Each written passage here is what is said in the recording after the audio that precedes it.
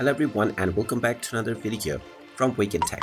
In this video, I'm going to show you how to close your credit card with Kohls.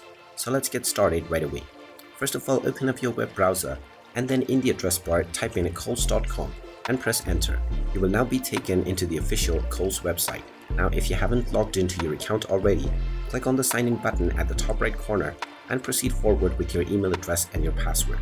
Once you are logged in, you will be taken back into your homepage, from which you will immediately be able to start shopping.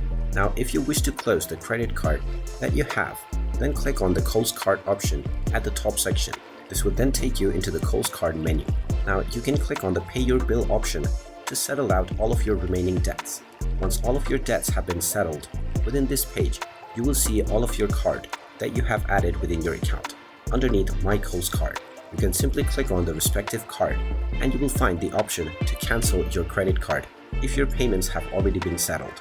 Just click on this cancel option and you will be asked whether you are sure, and you might also be asked to provide a reason for canceling it.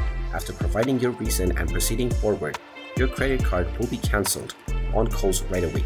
And there you have it. That is how easy it is to cancel your Kohls credit card.